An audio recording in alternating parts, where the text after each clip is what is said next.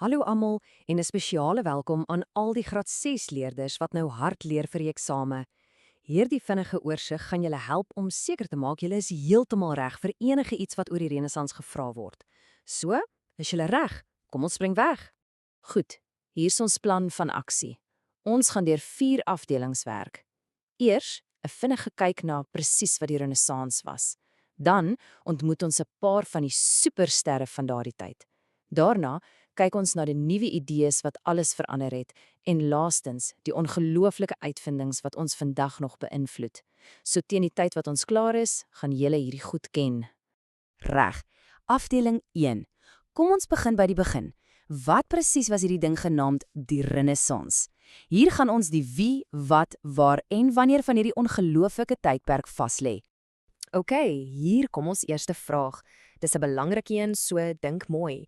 Wat beteken daardie groot woord renessans en in watter jare het hierdie hele groot verandering gebeur? En daar het jy dit. Renessans beteken wedergeboorte.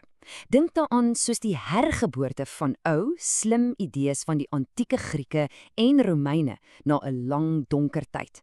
En onthou daardie datums goed, rofweg van 1300 tot 1600. Mooi so. Vraag nommer 2 en 3. Waar presies het hierdie hele wedergeboorte begin en waaroor het almal skielik so opgewonde geraak? Waarin wou hulle weer alles leer? Jep, die antwoord is Italië. Dit was soos die hartklop van die hele beweging en van daar het dit soos 'n veldbrand versprei. En kyk net daai lys. Mense was weer honger vir kennis oor alles, van die skep van pragtige kuns en musiek tot die verstaan van die sterre en die stories van lank gelede. OK, hierdie is 'n klassieke vraag wat jy dalk in die eksamen kan kry. Hoe was die Renessans anders as die tydperk net voor dit, die middeleeue? Kan jy aan 3 groot verskille dink? Hierdie skyfie wys dit so mooi. Aan die een kant het jy die middeleeue, dink aan oorlog, armoede, 'n regtig moeilike lang tyd. En dan, skielik, die Renessans, 'n ontploffing van nuwe idees, kuns en ontdekkings. Mense het weer begin lees en vra. Dit was letterlik soos om van die donker na die lig te beweeg. Maar die Renessans was nie net oor mooi skilderye en slim boeke nie, dit was ook die begin van die groot ontdekkingsreise. So die vraag is, hoekom? Wat het mense gemotiveer om op daardie gevaarlike skepe te klim en oor die groot blou see te vaar? Wel, dit kom neer op 4 groot redes. 'n Perfekte resep vir avontuur, né? Eerstens, mense was nie doeteenvoudig nuuskierig oor wat aanderkant die horison lê. Tweedens, hulle het nou die tegnologie gehad, soos beter en groter skepe. Derdens, en hierdie is 'n groot een, geld. Hulle wou nuwe plekke kry om die handel te dryf. En laastens, hulle wou hul geloof versprei. Onthou nie daai 4: nuuskierigheid, tegnologie, rykdom en geloof. Wow, julle doen great. Eerste afdeling is klaar. Nou, in afdeling 2 gaan ons 'n paar van die rocksterre van die Renessans ontmoet. Die mense wat regtig die wêreld verander het. Ons skop af met die groot kanon, Leonardo da Vinci. Hoekom, dink julle, het hy daai spesiale bynaam, die Renaissansman, gekry? En watter 2 van sy kunswerke is so bekend dat byna almal op aarde al daarvan gehoor het? Die rede is, die man was 'n absolute genie in alles wat hy gedoen het. Hy was 'n wêreldklas skilder wat die Mona Lisa en die Laaste Aandmaal geskep het. Maar hy was ook 'n uitvinder, 'n wetenskaplike en 'n ingenieur. Hy het masjiene ontwerp wat honderde jare voor sy tyd was, soos hierdie vroeë idee vir 'n helikopter. Hy kon alles doen. Goed, van kuns gaan ons nou na die wetenskap, na die sterre. Kom ons praat oor Galileo Galilei. Hy het opgekyk hemel toe met sy teleskoop en begin vra wat alles sou verander. So, wat was sy 2 reuse ontdekkings oor hoe die wêreld werk? Sy ontdekkings was, wel, dit was enorm. Eerstens het hy bewys dat alle voorwerpe, maak nie saak hoe swaar hulle is nie, teen dieselfde spoed val. Maar sy tweede een was die een wat die wêreld regtig geskit het. Hy het bewys, die aarde is nie die middelpunt van alles nie. Ons draai om die son. Daai een idee het alles op sy kop gekeer. Maar soos jy jou kan voorstel, was hierdie idees nogal gevaarlik, om te sê die aarde is nie die middelpunt nie. Dit het reguit ingedrys teen wat almal vir honderde jare geglo het, veral die kerk. So, hoekom was hulle so kwaad vir hom? Die antwoord lê in een woord: kettery. En kettery beteken basies jy gaan teen die kerk se amptelike reëls en leerstellings. Vir sy wetenskaplike waarheid is Galileo skuldig bevind aan kettery en sy straf was huisarrest. Hy was vir die res van sy lewe in sy eie huis toegesluit.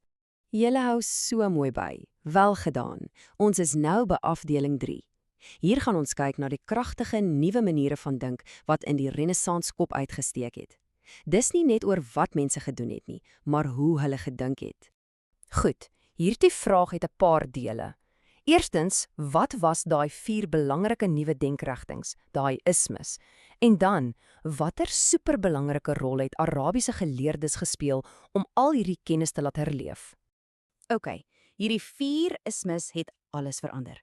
Sekularisme het beteken mense begin meer fokus op die lewe hier op aarde, nie net op die hiernamaals nie. Humanisme het die mens en sy ongelooflike potensiaal gevier. Individualisme het gesê elke liewe persoon is uniek en belangrik. En skeptisisme het mense aangemoedig om vrae te vra en nie net alles te glo wat hulle vertel word nie. En ons kan nie die Arabiese geleerdes vergeet nie. Hulle was die helde wat al die ou kennis van die Grieke en Romeine bewaar en vertaal het sodat Europa dit weer kon ontdek. Ons is in die laaste ronde. Afdeling 4. Kom ons praat oor die cool uitvindings, die tegnologie wat hierdie hele nuwe era moontlik gemaak het en die wêreld vir altyd verander het. 2 uitvindings was regte game changers. Een het mense gehelp om die wêreld te verken en die ander een het gehelp om idees vinniger as ooit tevore te versprei. Hoekom was die karveelskip en die drukpers so ongelooflik belangrik? Dink so daaraan, die karveel was soos die 4-4 van die see in daardie tyd, sterk, vinnig en gebou vir lang, moeilike reise. Dit het ontdekkingsreise moontlik gemaak. En Johannes Gutenberg se drukpers, wow, dit was die internet van sy tyd. Vir die heel eerste keer kon boeke en idees vinnig en goedkoop gemaak word. Dit het kennis uit die hande van 'n paar mense gehaal en dit vir almal gegee. Reg, laaste vraag. 'n Vinnige pasmaats uitdaging.